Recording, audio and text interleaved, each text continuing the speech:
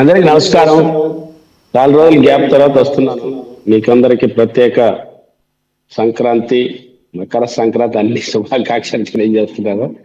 సురేష్ గారు చెప్పినటువంటి powerful point తో నేను ప్రారంభిస్తాను. రైల్వేలో ఈరోజు ప్రపంచంలో ఎక్కడ లేనటువంటి ఒక సౌకర్యం, అతి తక్కువ ఖర్చుతో ఎక్కువ దూరం పోవడానికి ఉన్నటువంటి ఒక మంచి సౌకర్యం ప్రభుత్వ రైల్వేలో ఉంది. అందులో పేదలకు సంబంధించినటువంటి ఇంకా అదనపు కోచ్లు ఇవ్వాలి, అవన్నీ సెకండరీ, దాని గురించి మళ్ళీ మాట్లాడదాం. ఇది ఒక్క ఉదాహరణ చాలు.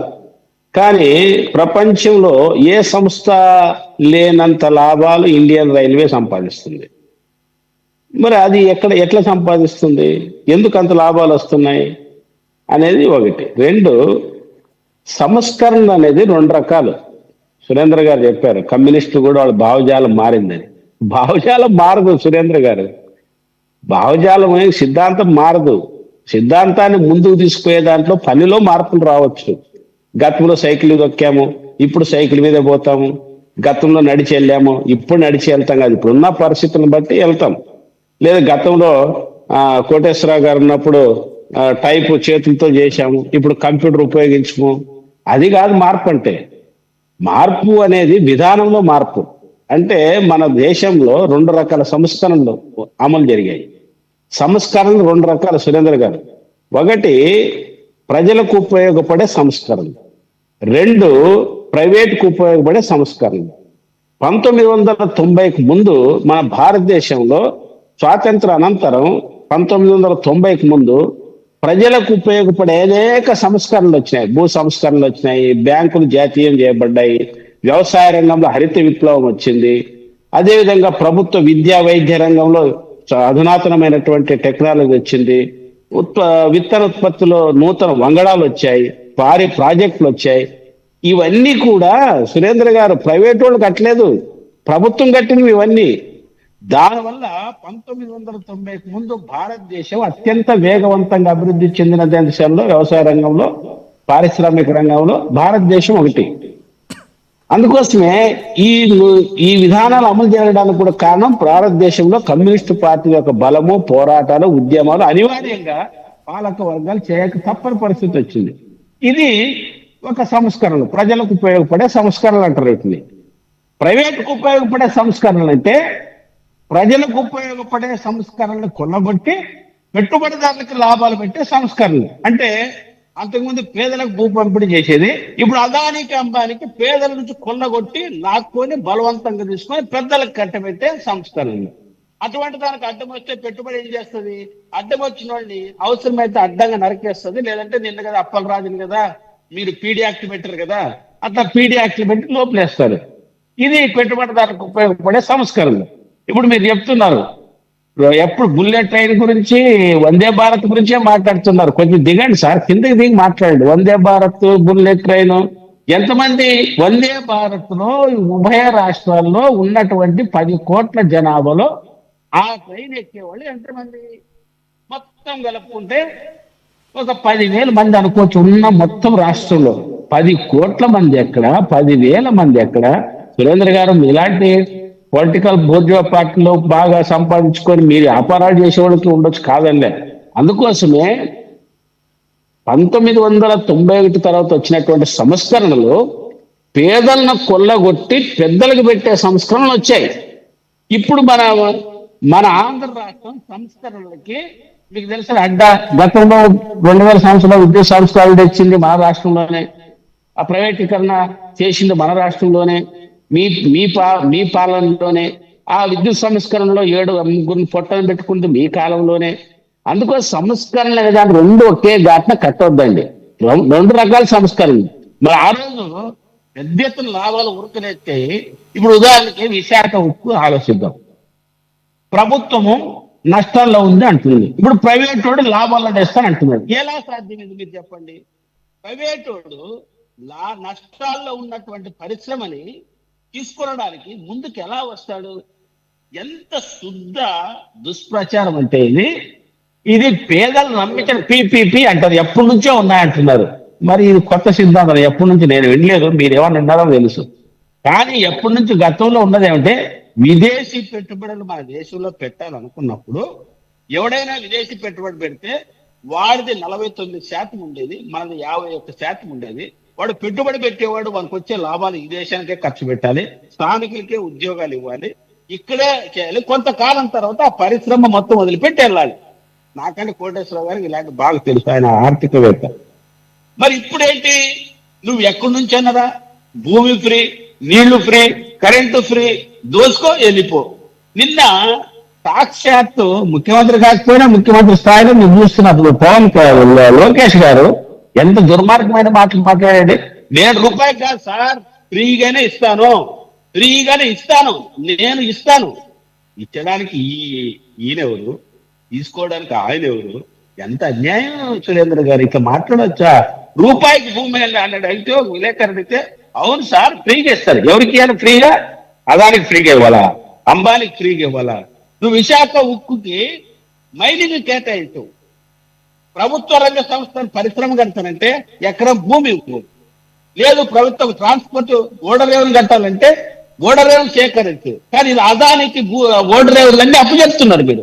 ఇప్పుడు విశాఖ ఉక్కుది దానికి ఉన్నటువంటి లక్షల కోట్ల ఆస్తి భూములు ఇప్పుడు కొల్లగొట్టి ఆ గంగవరం పోర్టు, విశాఖ పోర్టుకి ఇప్పుడు తెలియకుండానే విశాఖ భూముల లోపల కొల్లగొడుతున్నారు. అది మీకు తెలియదు.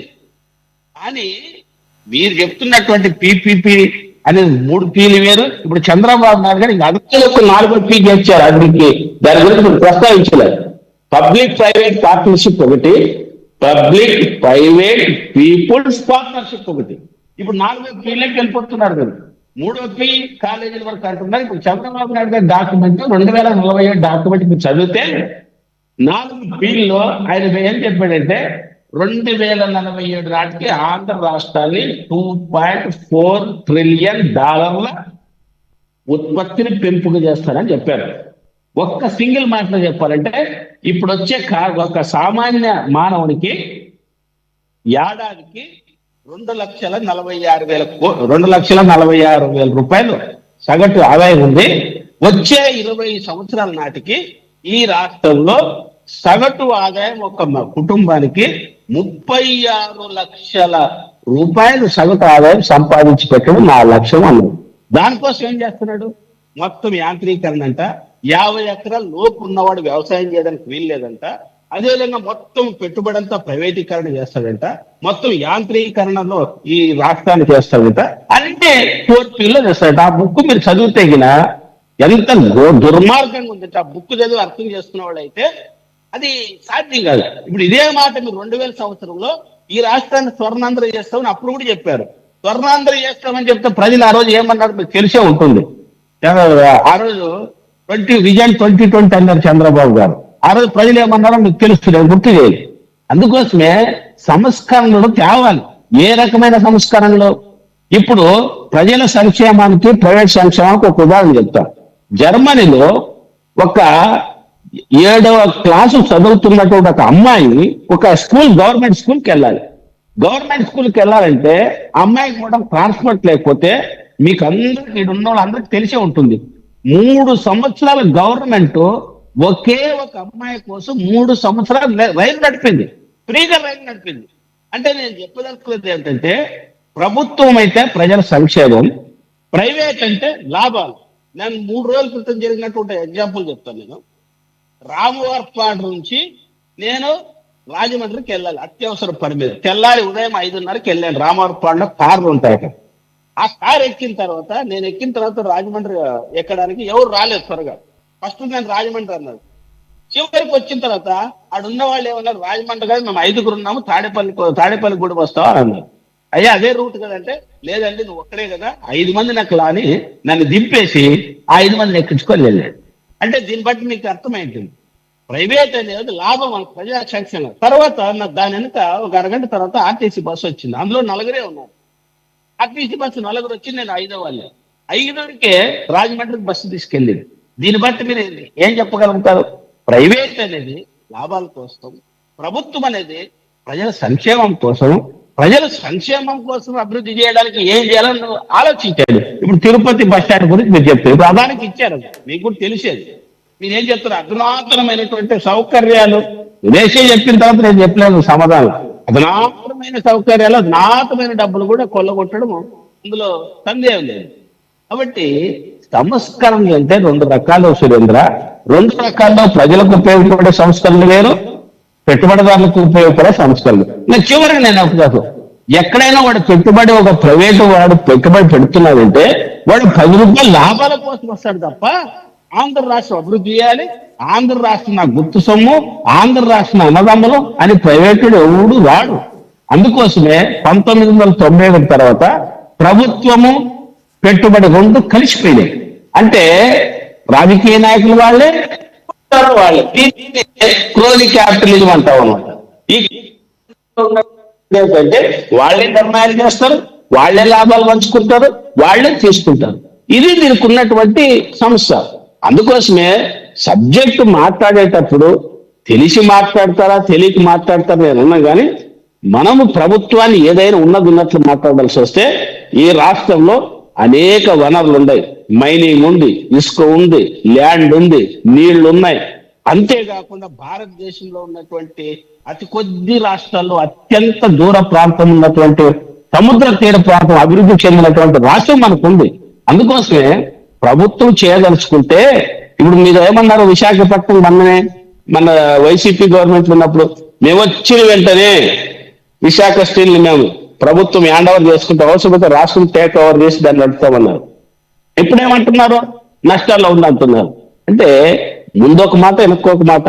రెండో అంశం, మీరు రకరకాల గత ప్రభుత్వం గురించి అనవసరం, ఇప్పుడు సంక్షేమ పథకాలు అంటున్నారు. ప్రజలకి ఏం తెలిసిందంటే వీళ్ళు ఎవడున్నా అభివృద్ధి చేయడు, పరిశ్రమలు కట్టరు, ఉద్యోగాలు రావు, కాబట్టి ఏదో సంక్షేమ పథకాలు తీసుకొని అలవాటు చేశారు. అని ప్రజలు నువ్వు పరిశ్రమలు కట్టి, భూ పంపిణీ చేసి, ప్రాజెక్టులు కట్టి, నీడ్స్ లగ్గతి చేస్తే ప్రజలు కొనుగోలు శక్తి పెరుగుతుంది. అందుకోసం మహానుభావుడు అంబేద్కర్ ఏం చెప్పాడంటే, ప్రజల కొనుగోలు శక్తి అనేది భూ పంపిణీ అనేది పెన్షన్ ఇంజక్షన్ లాంటివి. భూమి పంపిణీ చేయాలి, ప్రాజెక్టులు కట్టాలి, వ్యవసాయ రంగం డెవలప్ కావాలి, తద్వారా ప్రజల కొనుగోలు శక్తి వస్తుంది. ప్రజల కొనుగోలు శక్తి వస్తే పరిశ్రమలు వస్తాయి, ఉద్యోగాలు వస్తాయి. ఇది సూత్రం, అసలైన సూత్రం. మీరు పై కిందకు వస్తున్నారు. పెట్టుబడిదారులకి అప్పు చెప్తే దేశాన్ని అభివృద్ధి చేస్తారా? పెట్టుబడిదారులు దేశ రాష్ట్రాన్ని ఎట్లా దోసుకోవాలని చూస్తారు తప్ప, ఈరోజు ఆరవళి పర్వతాల గురించి మీరు రోజు చూస్తుంటారు. రాజస్థాన్ లో ఉన్న 75% ఎట్లా కొల్లగొట్టారో గత వారం రోజుల నుంచి పెద్ద చర్చ జరుగుతుంది. సురేష్ గారు కూడా దాని మీద చర్చ పెడితే బాగుండేది. రేపు ఆరావళి పర్వతాలు, రేపు మన దగ్గర ఉన్నటువంటి అరకు నుంచి భద్రాచలం దాకా ఇప్పుడు అదాని దోసుకోవడానికి హైవేల గురించి మీరు చెప్తారు. 3 గంటల్లో 2 గంటల్లో తిరుపతి. ఎవరు? కేంద్రీకరణ సాంద్రీకరణ కేంద్ర ప్రభుత్వం ఒక భాగం. కేంద్రీకరణ సాంద్రీకరణ అంటే ఏంటి? కేంద్రీకరణ అంటే ప్రభుత్వ సొమ్ము ద్వారా ప్రైవేటులకి డెవలప్ చేయడం. నేషనల్ హైవే ఎవరు డెవలప్ అవుతున్నారు? పోర్టులు ఎవరు డెవలప్ అవుతున్నారు? అదే నువ్వు ప్రభుత్వ రంగ సంస్థల ద్వారా నిర్మించు. నిన్న జంగారెడ్డిగూడెం పోతే నడవడానికి బస్సులు, రోడ్డు పోవడానికి 1/2 గంట పట్టేది 3 గంటలు పడుతుంది. ఏ రోడ్లు అక్కడ? అదే అభివృద్ధి. నేషనల్ హైవేలు వేసాము, పోర్టులు కట్టాము, మేము బుల్లెట్ ట్రైన్ తెచ్చాము. అవలే అవసరము. ఎప్పుడు అవసరము? చిన్న లెక్కకే లేనప్పుడు మీసాల సంపంగం ఉంది అన్నట్లు ముందు రాష్ట్రం అభివృద్ధి కావాలంటే భూ సమస్యలు పరిష్కరించండి, ప్రాజెక్టు పూర్తి చేయండి. 20 ఏళ్ళు అయింది పోలవరం ప్రాజెక్టు పూర్తి లాగా, దానికి పెట్టండి. కాబట్టి సంస్కరణలు 2 రకాలు సురేంద్ర గారు. ప్రజలకు ఉపయోగపడే సంస్కరణలు, పెట్టుబడిదారులకు ఉపయోగపడే. ఇప్పుడు పెట్టుబడిదారులకు ఉపయోగ సంస్కరణ మీరు అమలు చేస్తారు. Okay sir. సురేంద్ర గారు ఇప్పటికే సమయం చాలా లెందీగా, ఆల్మోస్ట్ 1 అవర్ అయింది. Okay, just 20 seconds. మేము వచ్చిన తర్వాత ఎక్కడ కూడా వైజాగ్ స్టీల్ ను ప్రైవేట్ చేయలా. మేమే ప్రైవేట్ కానికుండా ఆపింది మేమే.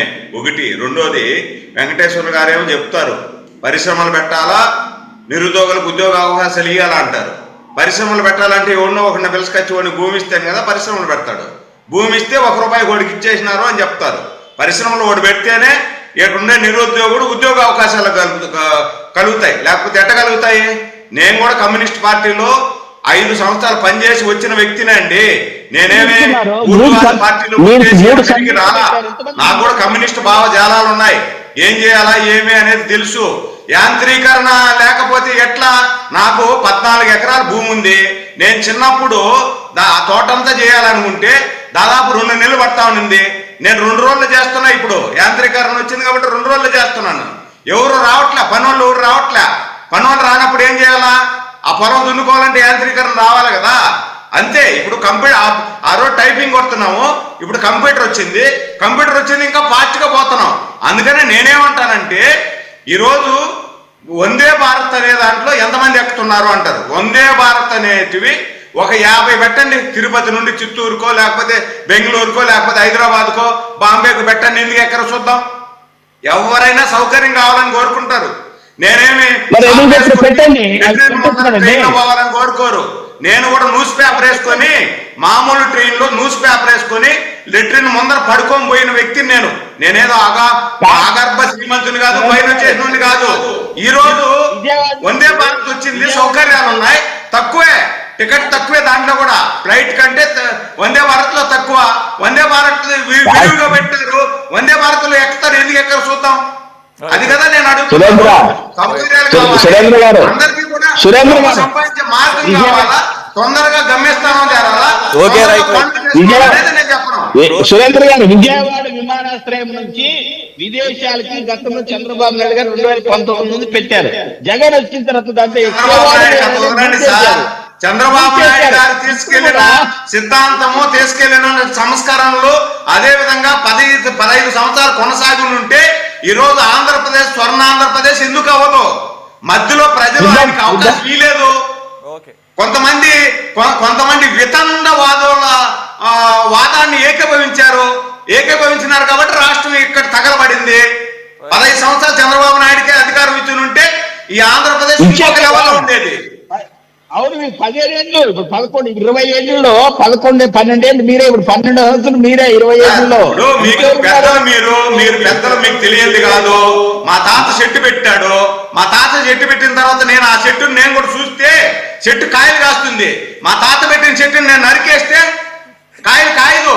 మా తాత పెట్టిన చెట్టుకు నీళ్ళు వచ్చి ఎరువేసినంటే కాయలు కాస్తుంది. కాయలు కాస్తే మీరు తినొచ్చు, నేను తినొచ్చు, కోటేశ్వరరావు గారు తినొచ్చు, సురేష్ తినొచ్చు, ఇంకొకరు కూడా తినొచ్చు. నేను వచ్చి నరికేసినాను, ఎవరు తింటారు, ఏముంటారు, చెట్టు ఉండదు కదా. ఓకే ఓకే, అర్థమైంది. మీరు వచ్చినప్పుడల్లా చెట్టు నాటడమే సరిపోతుంది తప్ప అది ఇంకొకటి వచ్చి నరకడం, మేము నాటడం, నరకడం, అయిపోయా. Right, okay.